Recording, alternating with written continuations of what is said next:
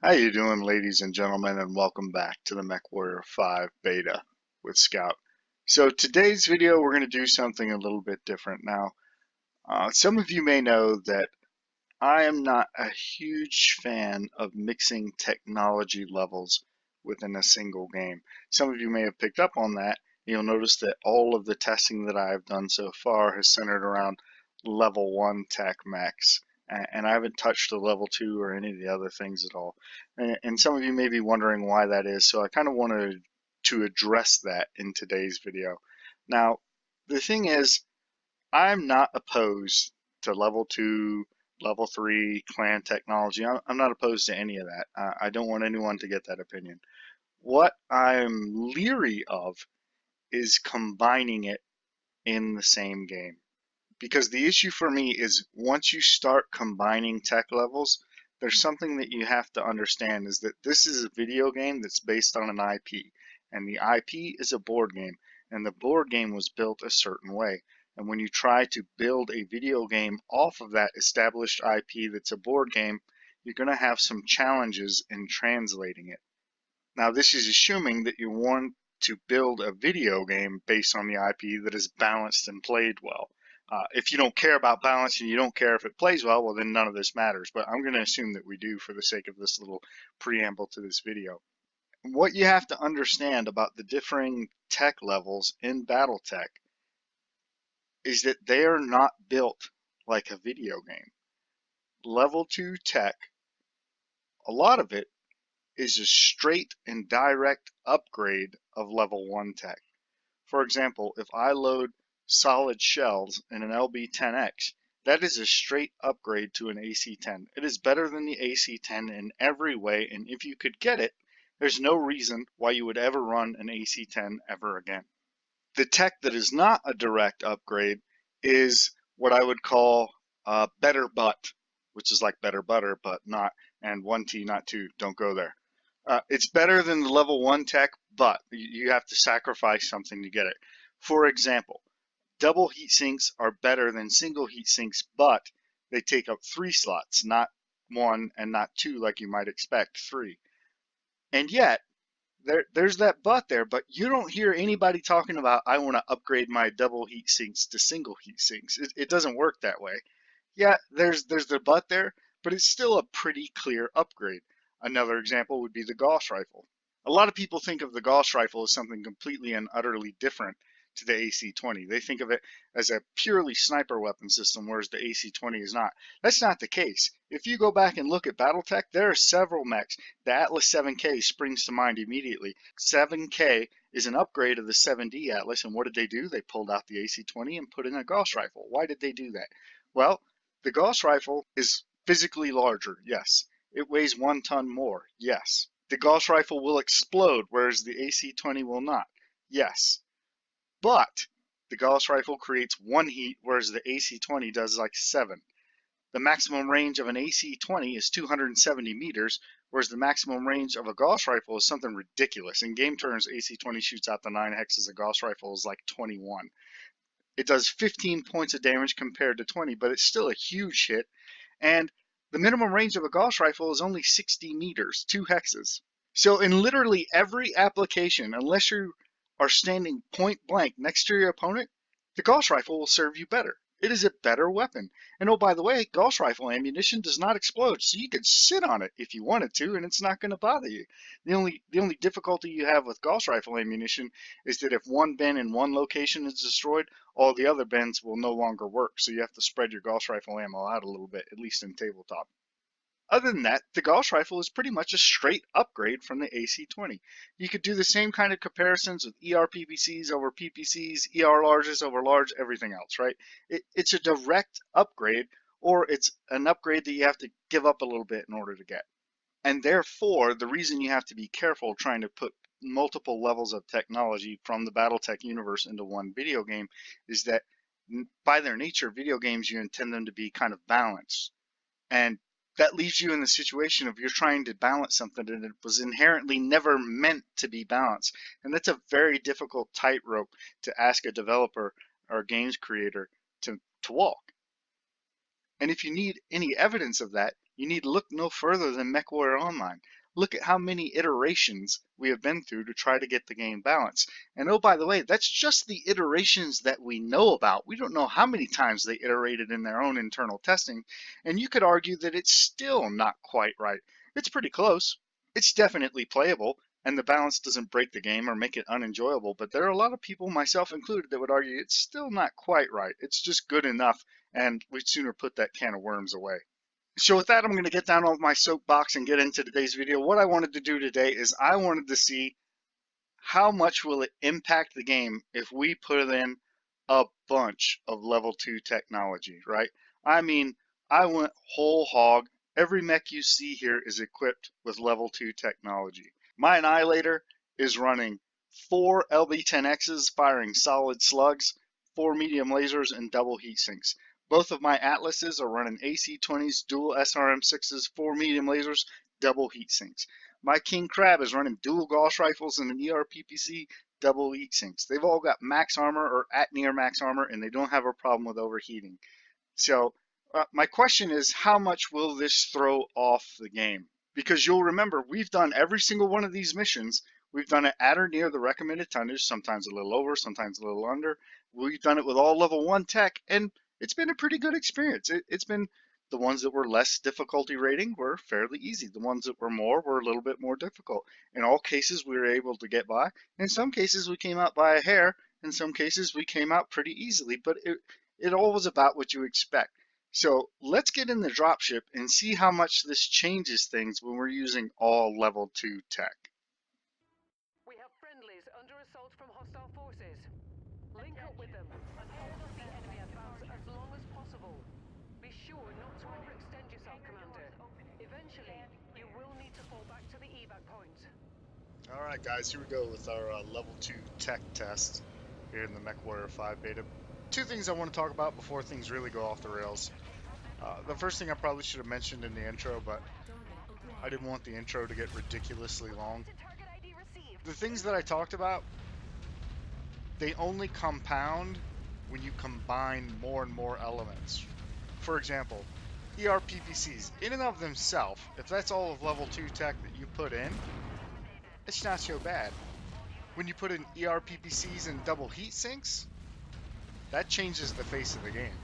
When you put in ERPPCs, double heat sinks, and Gauss rifles, that dramatically changes the face of the game. So that's kind of what we're looking at here, because we really have a bunch of level 2 tech on these mechs, and I better pay attention to my shooting here, because I just blew several easy shots.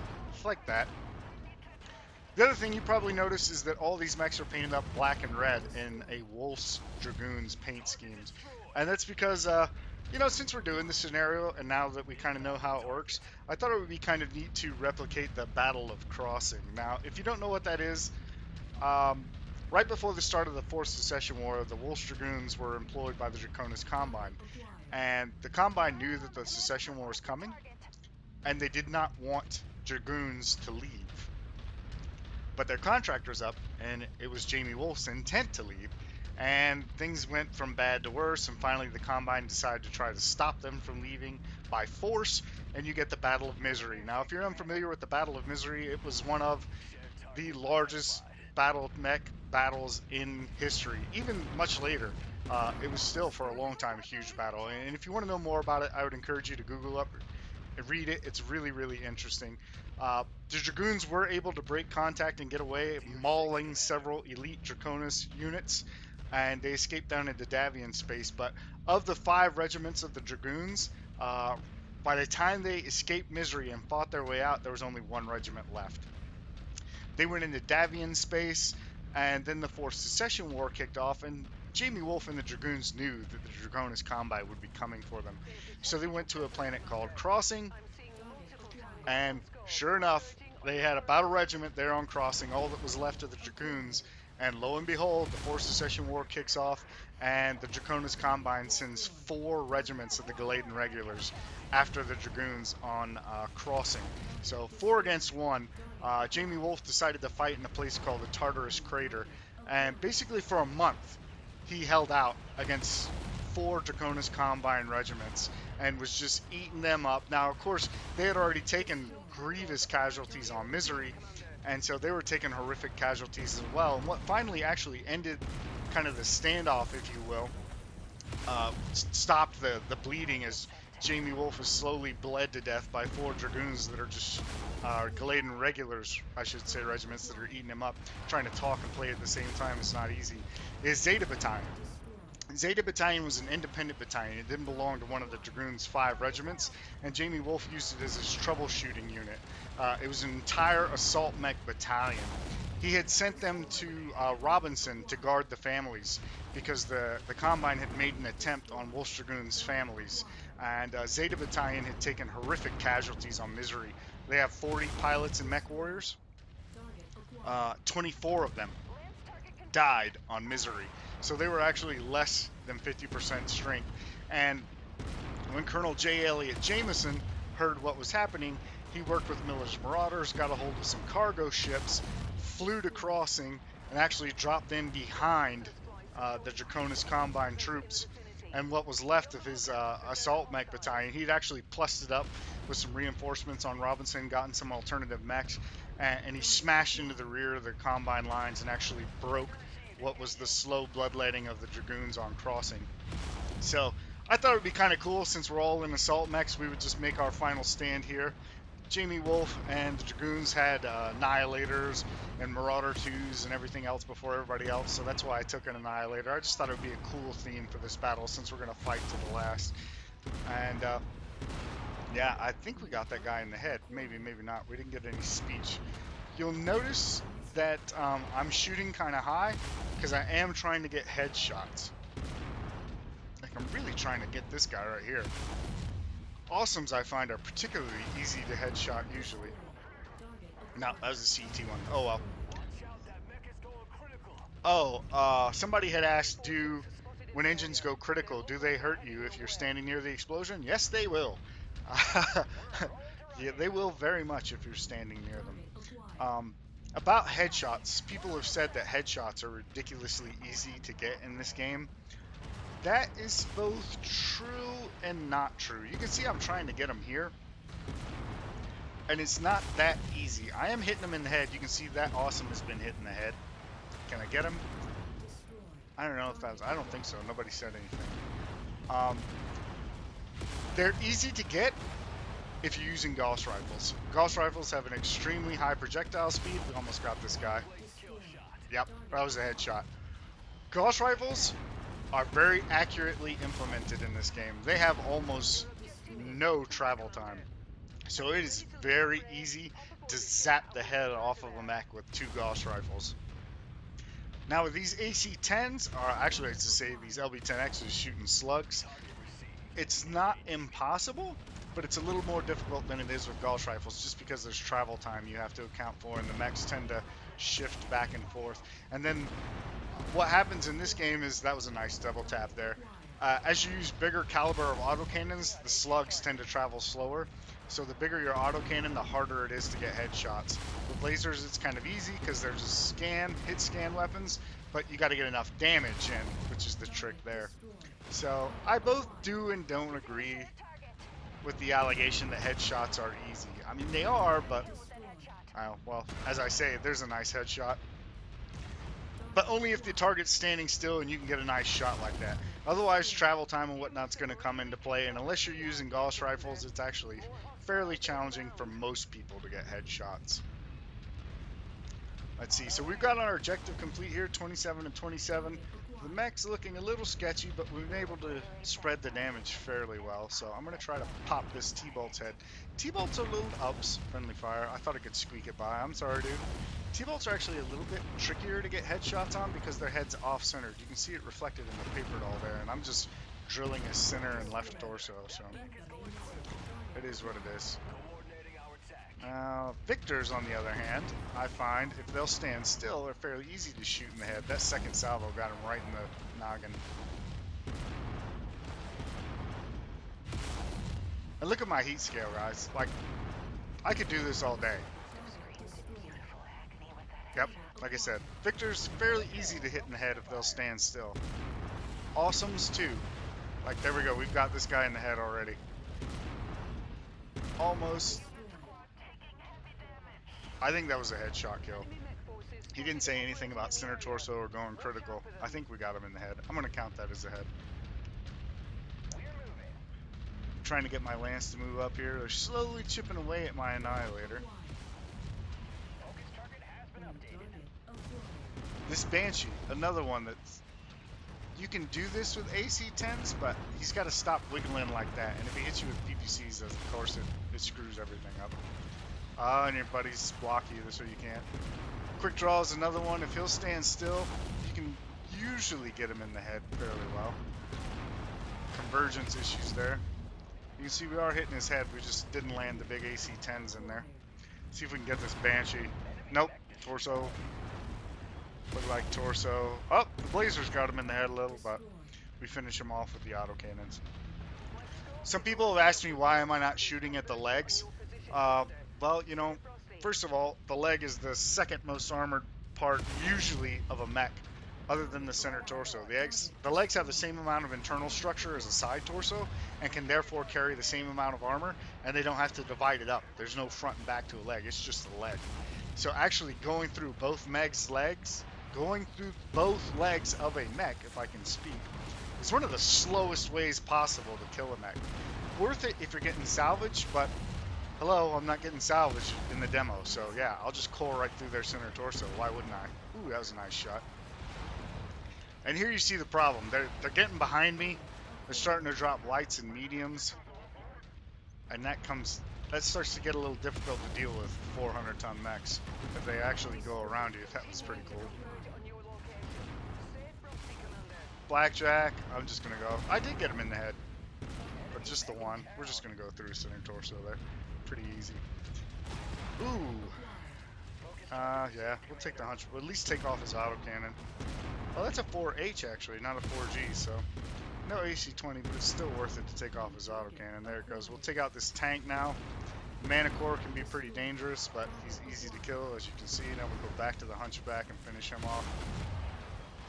You gotta knock down targets. Gotta knock down targets quickly. And this little rat, as long as he's standing still. There we go. And then what do we got in the back here? Griffin.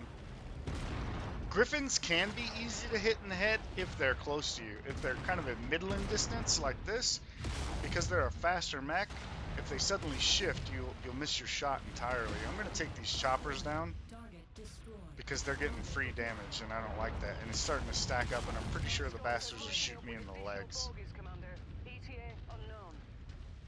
What I've discovered is if you get into the latter stages of this, no, we'll have none of that. Shoot it. Somebody gauss that thing. I'm trying to save some ammo. PPC at something. There we go. As you get into the later stages of this, I've noticed that they'll go for your legs. Like, they're not going to let you win. They'll just shoot your legs out from underneath you because you can't shield your legs.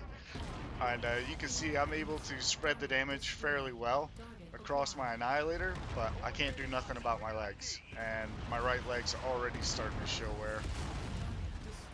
So much for that assassin. This guy over here, Enforcer. You don't see those very often. I wonder who's shooting those missiles, because it's not me. Oh, you know what? That's one of the Atlases. Derp, derp. Yeah, look, now both my legs are open. They're going to start going after my legs exclusively. So we're not much longer bound for this world. We're going to keep trying to take as much as we can out with us. Ooh, look, an Irby. Die. Oh, there went one. Nope, still got it. Oh, there it went. I like how the mech tilts when you lose a leg. It's like, Kong. You can tell that something is badly wrong. Oh, no. They're trying to get my left leg. Get out of the way, king crab. Kill this tank. This tank's dangerous. Particularly with his machine guns, and I got an open leg, and it's the only one I got left. Maybe I should get up here behind this and try to kind of sit behind this hill and shield my leg. You guys go that way. Get those mechs off me. Go that way.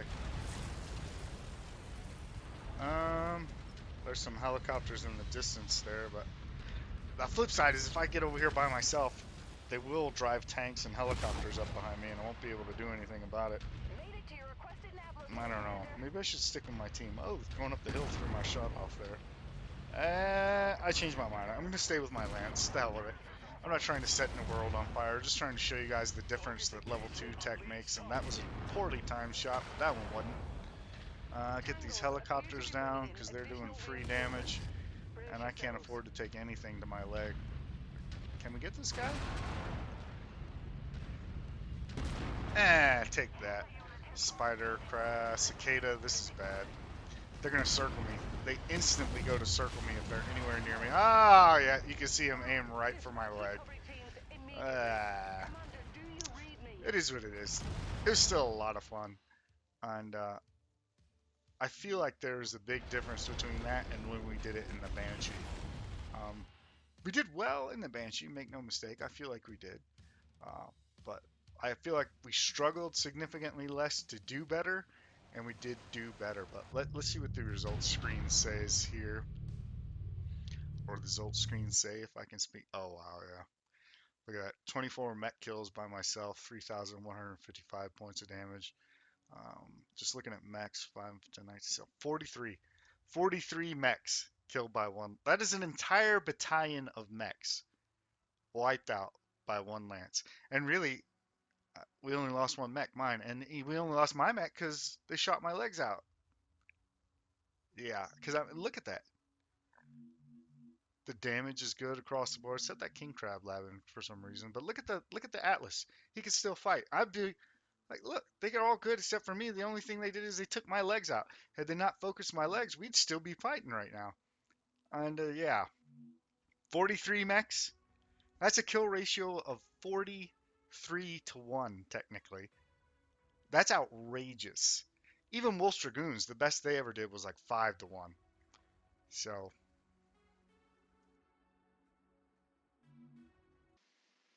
So yeah, there you go, guys. Admittedly, it's just anecdotal, and it's only 2 games, but I think we can agree there's a pretty marked difference between when I did that mission with an elite lance and level 1 tech, and when I did it just now with level 2 tech. And keep in mind that could have been so much worse. I took goofy builds with LB10Xs with slugs because I thought it was fun. If you want to be sick, there's videos on YouTube out there showing you how far this goes. Take a look at Baradul's channel. Baradul put up a video where he was doing the same playing little game, except he took a Night Star, which has dual Gauss rifles and ER-PPC, and Baradul racked up something like 35 or 36 kills before they were finally able to drag him down, pretty much by the same way, shooting his legs out from underneath him. So I think what this shows is you have to be careful when you mix tech levels within one game, because once you've introduced level 2 tech, you've changed the game. Something has to give. And either you have to introduce level tech also to your opponent so that they can keep up, which in turn invalidates all the level 1 stuff, which is fine if everybody's moving up through a continuum, right? Or you end up in scenarios like this where you just swarm the player with bad guys who are all auto-targeting their legs, and that's incredibly frustrating because how do you defend yourself against that? You can't bounce shots in BattleTech. There's literally nothing you can do to defend your legs. They will eventually get you, and that's a frustrating thing. And that's what I mean when I say you have to do this carefully, otherwise you end up with a game that's not what it could be. And now, I don't know. I don't know what MechWarrior 5 Mercenaries have done. I'm assuming that you're not going to be able to do what we just did. You're not going to build an entire level 2 lance and just go ape like we just did because, well, you just saw why, because the only way they're going to get you is doing wonky things. So hopefully they've implemented it carefully, and you'll be able to pick up a few choice pieces and a lot of double heat sinks so that you can modify a mech and do some cool things with it, but not get completely off the deep end. So that's it for this video, guys. I hope you've all enjoyed it. As always, thank you guys so much for watching. Let me know what you guys think down in the comments down below. Do you like power gaming? Do you like having level 2 stuff and just curb stomping everybody? What do you guys think? Let me know. I love hearing from you guys. Thank you guys so much for watching, and we'll see you on the next one.